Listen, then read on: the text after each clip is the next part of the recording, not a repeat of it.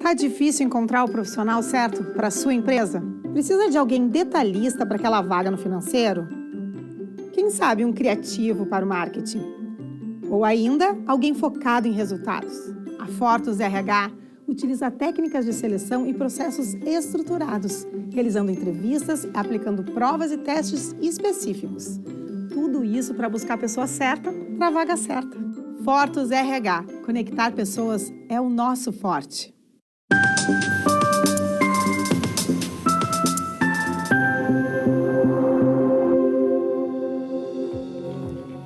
Olá, começamos o programa de hoje dando as boas-vindas a você que já está assistindo o Papo Certo. De segunda a sexta, neste mesmo horário, estamos aqui, sempre trazendo programas inéditos com assuntos do dia a dia e de relevância. E no nosso Papo Trabalhista de hoje, vamos conversar sobre prevenção de riscos. Imagino que seja uma dúvida comum entre empregados e empregadores. Estamos recebendo novamente aqui o Dr. Marcelo Luca, que ele é bacharel, ele é mestre e doutorando em Direito pela URGS, engenheiro e mestre em Prevenção de Riscos pela Universidade de Sevilha. Muito obrigado pela presença no Papo Certo. Obrigado, Vanilo. Obrigado, Amanda. Seja muito bem-vindo novamente, doutor. Doutor Marcelo, ele é nosso colunista e uma vez por mês está conosco, trazendo sempre informações para vocês. Então agora a gente vai chamar um intervalo e vocês já se preparem para ir lá pelos YouTube e Facebook compartilhar o nosso programa. Já voltamos.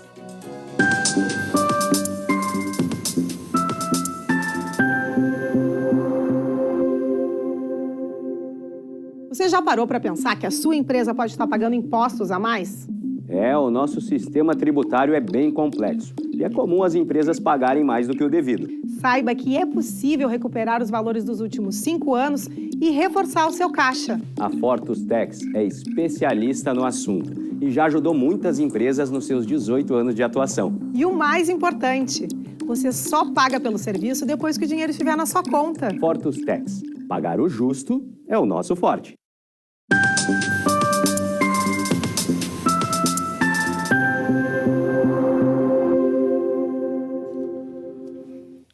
Voltamos e aproveito para lembrá-los que o nosso programa é interativo e você pode enviar a sua pergunta ou comentário através do nosso WhatsApp 30 29 80 80 e também através do nosso Instagram papocerto.com.br. Você pode sugerir o tema e inclusive também o convidado. Então, doutor Marcelo, nós estamos vivendo uma catástrofe no Rio Grande do Sul nunca visto antes. E de que maneira isso pode afetar os trabalhadores e as empresas? Bom, Ivanir, como bem disseste, nós nunca vimos isto antes aqui. O impacto todo mundo está percebendo a situação do impacto. São empresas fechadas, negócios inviabilizados, meios de produção totalmente perdidos, e aí vale dizer, lavouras foram perdidas. E a terra está comprometida para poder continuar a produção. Empresas, indústrias, equipamentos, máquinas caríssimas, a infraestrutura pública.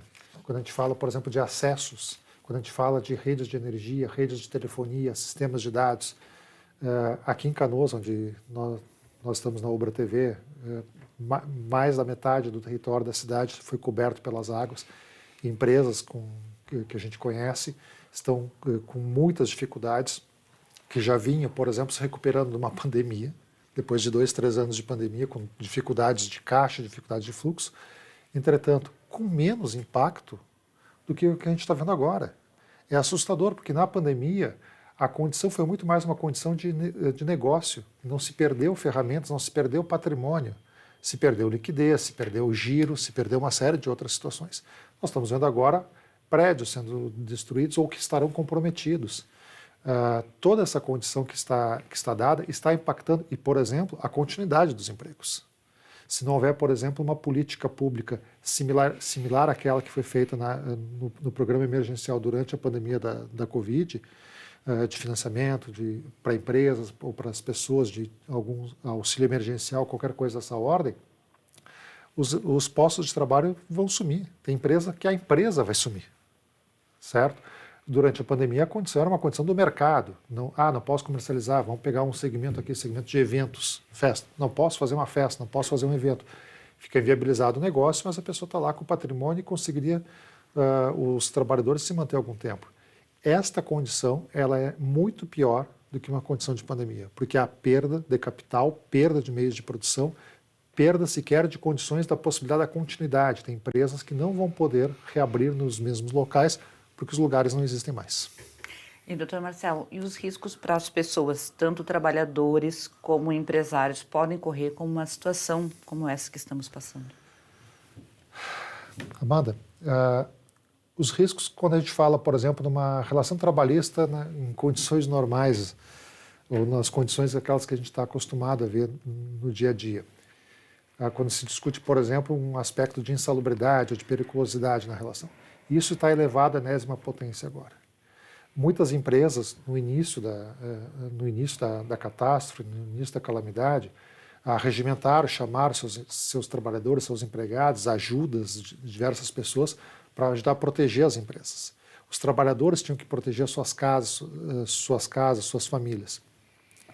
E os riscos que se colocaram de entrar em locais, por exemplo, que estavam energizados, entraram em locais que tiveram que fazer carregar peso, arrastar máquinas, máquinas que foram desligadas e que foram arrastadas de um lado para o outro na tentativa de proteção, sem cuidados, por exemplo, equipamentos sensíveis. Quando a gente pensa, por exemplo, na área médica, equipamentos de raio-x, tem um dado que é bem interessante de se pensar. Clínicas médicas ou clínicas que têm equipamentos, clínicas odontológicas, né? Quero lembrar um dado bem preocupante, que isso está no horizonte perto. Vocês lembram do acidente do Césio 139 em Goiânia, no final dos anos 80, que foi uma catástrofe, um acidente nuclear que teve, que a cidade de Goiânia ficou contaminada. Aquilo foi a partir de uma bomba, né?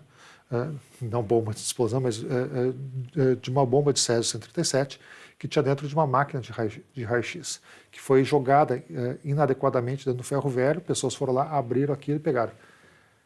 Nós não sabemos, por exemplo, se nós não temos equipamentos radiológicos com esse tipo de contaminação largado embaixo das águas. Então a gente está colocando muita gente em risco e daqui por diante, na retomada dos trabalhos, isso é uma coisa que provavelmente vai escalar e vai ser bem difícil da gente prever. Qualquer situação nesse momento, eu diria que é chute, é aventura, mas nós devemos estar preparados e principalmente ter resiliência e entender que nós vamos ter que nos moldar a cada momento daqui por diante, porque outros desafios virão que talvez a gente não esteja nem pensando ainda. E o senhor acredita que esses riscos eles vão permanecer por muito tempo? Qual é a sua opinião? Vanir, vamos imaginar que agora alguém, em função disso tudo, na relação de trabalho tenha adquirido uma doença infecto-contagiosa ou alguma doença que vai se manifestar daqui a algum tempo. Então, nós estamos diante da possibilidade que alguém vá lá, se corte, que tenha tido algum tipo de lesão, que se comprometa funcionalmente e que daqui por diante isso se manifeste só daqui a 1 ano, 2 anos ou mais tempo ainda. Então, nós temos que estar pensando, inclusive, nas questões previdenciárias. Muita gente vai acabar tendo que ser atendidos ou suportados pelo sistema previdenciário ou, inclusive, eventualmente, as empresas tendo que responder por isso. É um quadro muito assustador, eu não quero aqui ser profeta de caos nem nada, mas volto a dizer, temos que estar muito preparados. Existem riscos, né, quando se fala de segurança do trabalho, quando se fala em prevenção de riscos, que são os riscos ergonômicos, riscos mecânicos, biológicos, riscos de acidente. Existe a classificação de todos os tipos de risco. A gente preencheu a cartela toda nisso aqui. Eventualmente, a pessoa está discutindo numa questão de insalubridade, de periculosidade, que ali tem um risco biológico, ali tem um risco ergonômico, ali tem um risco mecânico. Nós preenchemos a cartelinha do bingo e marcamos todas as opções diante deste quadro. Então, todos os riscos estão postos. E o que vai acontecer daqui por diante? Volto a dizer, o que vai acontecer daqui por diante, ninguém pode precisar. A gente vê as experiências que tem de outros lugares, mas, enfim, o mais importante é que estejamos preparados e pensando pontualmente. Qualquer coisa que vier daqui por diante, ou qualquer coisa que acontecer, eu tenho que estar moldado, tenho que estar maleável para poder me adaptar ao que vai vir. E a gente está falando aqui muito no início ainda dessa fase de recuperação, quando a gente fala se vai demorar muito tempo, porque terá toda uma fase de reconstrução, de retomada, e também neste momento de retomada, nós poderemos ter riscos também inerentes à própria limpeza, retomada de acessos, de equipamentos, de instalações, correto? Correto. Vamos pensar numa situação específica no que diz respeito à infraestrutura pública. Os trabalhadores vão voltar aos seus trabalhos, querem voltar porque querem ter certeza que seus empregos, que sua renda está garantida. E o primeiro trabalho que as empresas vão ter agora é de limpeza das fábricas. Onde vai ser colocado todo esse lixo? Tem empresas, por exemplo, segmentos de alimentação que têm materiais que apodreceram, que estão criando riscos biológicos, né? Nós vamos encontrar, infelizmente, animais mortos, coisas de decomposição dentro de diversos lugares.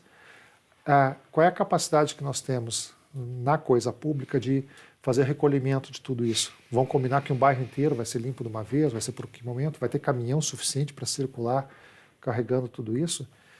Tudo isso que vai estar ali por diante é algo que, como tu bem disseste, Vanir, está no começo. E nós não conseguimos ainda... Né? E dentro das empresas, né, os empresários têm que ter cuidado ao alocar sua equipe. Por exemplo, uma equipe que trabalha na área administrativa vai colocar para fazer limpeza de pátio, né? Então tem que ter muito cuidado com todos os equipamentos de segurança. Enfim, tudo isso pode sim trazer um risco tanto para o trabalhador quanto trabalhista, né, contra aquela empresa mesmo, né, que vai estar alocando ali os trabalhadores para fazer aquele processo de limpeza. Sabemos, obviamente, né, que temos a sensibilidade da importância de fazer isso e retomar, mas o que a gente está trazendo aqui são alertas e cuidados, tanto para os empregados não se exporem a esses riscos que a gente está trazendo aqui, para a própria saúde, quanto aos empregadores, às empresas, que têm que ter os cuidados mínimos, tem que ter uma equipe de limpeza preparada, adequada, para evitar problemas mais sérios no futuro. Correto? Correto. E acrescento, equipada e protegida. Uma recomendação que é possível de fazer para os empresários é que comecem a viabilizar a questão de equipamentos de proteção, botas, escovas, máscaras de proteção, luvas, porque vai ser necessário. As pessoas vão estar limpando o que não se sabe o que tem naquela lama, naquele lodo, se vai ter vai ter vidro quebrado. As pessoas estão na possibilidade de agravar. Os nossos hospitais estão cheios. Temos hospitais que foram alagados e que estão comprometidos, Porto Alegre, Canoas, enfim. A nossa rede pública de atendimento vai estar comprometida por muito tempo. Quando alguém for trabalhar nisso, e essa observação que fizeste está absolutamente correta, o sujeito trabalha lá na parte administrativa, sei lá, né, no fiscal, na contábil. Olha, vamos lá. E a pessoa, inclusive, se compromete com a empresa. Não, por favor, eu quero fazer, vou ajudar. O que se recomenda? Cautela. Não precisamos de super-heróis.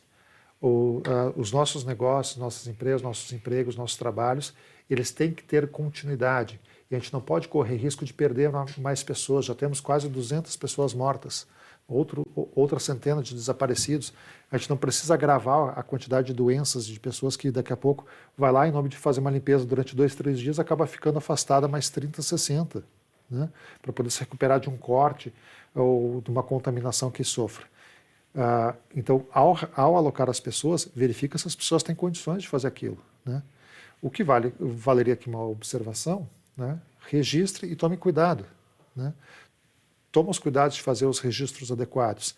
Coloque isso a pessoa fazer uma tarefa pontual. Acho que é uma questão de bom senso. Tem que ter muito diálogo também, né? As empresas, através das suas associações, dos seus sindicatos empresariais, os trabalhadores também, de fazer alguns pactos aí que serão necessários, procurar o Ministério Público, procurar a Justiça do Trabalho e dizer, olha, o que a gente vai fazer aqui para poder, eventualmente, não chegar a uma reclamatória caracterizando que a pessoa, por ter trabalhado nisso, vai implicar numa situação de mudança, acúmulo de funções. Eu acho que nós estamos diante de um quadro de exceção e exceções devem ser tratadas como exceções. E, doutor Marcelo, tu trouxe agora para a gente sobre o lado do empregador, mas e os trabalhadores? O que eles podem fazer para prevenção de riscos? Bom, primeira coisa, vamos lá, né? Os trabalhadores eles têm que ter claro, e volto a dizer que é muito difícil, mas eles não precisam cumprir ordens que sejam ilegais ou que coloquem em risco sua própria segurança. Todos estão muito aflitos para, puxa vida, preciso desse emprego, preciso voltar a trabalhar. A advertência ou conselho, a sugestão que eu dou é também no limite adequado para cada um. Né? Entrar dentro de uma situação alagada para poder fazer uma recuperação de equipamento, o que quer que seja. Horas de trabalho além do razoável. A pessoa daqui a pouco ficar 12, 14, 15 horas no dia trabalhando numa empresa em nome da recuperação de produção. Gente, cautela. Nesse momento é difícil, as pessoas que perderam vidas, que perderam tudo que havia sido construído, que estão aflitas para retomar a normalidade da vida, essas pessoas precisam também não cometer atos desnecessários ou impensados neste momento. Precisamos, com calma, né, fazer o que é possível. E se não puder fazer nada, está tudo bem. Está tudo bem. Ninguém vai poder ser demitido ou responsabilizado. Vai dizer, ele se recusou a cumprir uma ordem de limpeza. Está tudo bem. As pessoas, a gente vai ter que lidar com os traumas das pessoas. O trabalhador volta para a empresa, ele perdeu a casa inteira, tem que ir lá limpar a coisa. Daqui a pouco ele desenvolveu alguma fobia em função disso. Nós temos que respeitar, eu acho que é essa condição. Calma, no tempo adequado, dentro da possibilidade de cada um e respeitando tanto a condição da empresa quanto a condição dos trabalhadores. Bom, então fica claro aqui que o funcionário ele não pode ser demitido por se negar a fazer um trabalho que não é destinado a ele. Diante de um quadro de calamidade, o Tribunal Regional do Trabalho da 4ª Região e diversas entidades aí têm feito publicações orientando. Neste momento, ninguém pode ser demitido, né, alegadamente por falta ao trabalho, porque toda e qualquer falta é justificada diante da expedição dos decretos de calamidade nas cidades e nas regiões atingidas. Então, não se trata de ser demitido e cumprir uma ordem que não seja do seu escopo, né, é uma questão de negociação, uma questão de adequação, mas também as pessoas têm que ter claro que nós ainda temos um Estado de Direito, não estamos na barbárie. A gente tem visto cenas aí que quase nos indicam isso, por favor, mas nós temos que saber que vai haver um dia seguinte e que no dia seguinte as coisas precisam voltar à normalidade e só vão conseguir voltar à normalidade se todo e cada um cumprir adequadamente o seu papel. Bom, muito bem esclarecido, doutor Marcelo. Agora a gente vai chamar o intervalo e em 30 segundinhos a gente volta com o Papo Certo. Fiquem com a gente.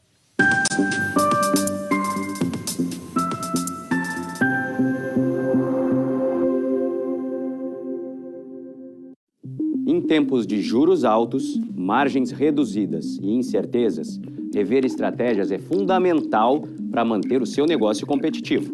Esse cenário exige planejamento e organização financeira. Nessas horas, qualquer ajuda é bem-vinda, mas a ajuda de um especialista é necessária. A Fortus Consulting conhece na prática e tem as soluções adequadas para cada situação. Fortus Consulting. Melhorar os seus resultados é o nosso forte.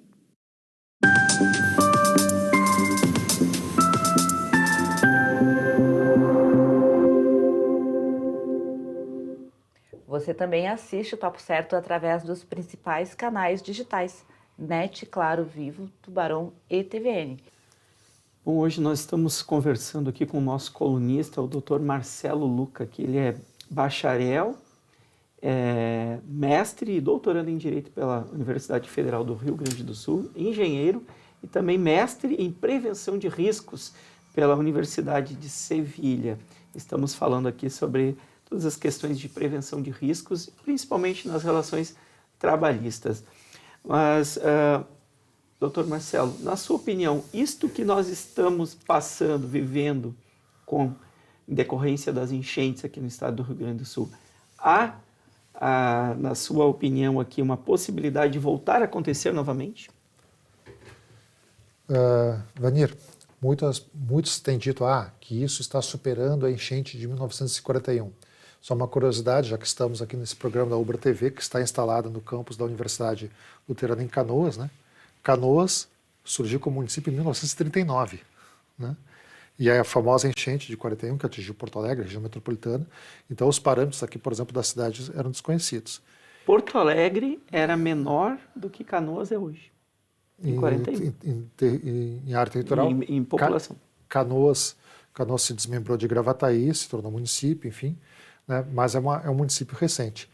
E é interessante dizer isso, assim, aconteceu a enchente de 41 e a gente usava ela até então como parâmetro, sabe? Quanto que o rio, que o sistema do estuário do Guaíba e os demais afluentes, quanto que eles subiram, até onde que subiram, usava isso como parâmetro. Há 80 anos atrás, 83 anos atrás.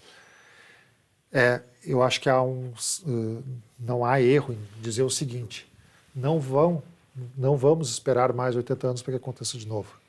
Não dá para dizer que a gente vai ter que esperar 8 anos ou sequer 8 meses, porque a velocidade dos acontecimentos tem sido cada vez mais rápida, cada vez mais intensa.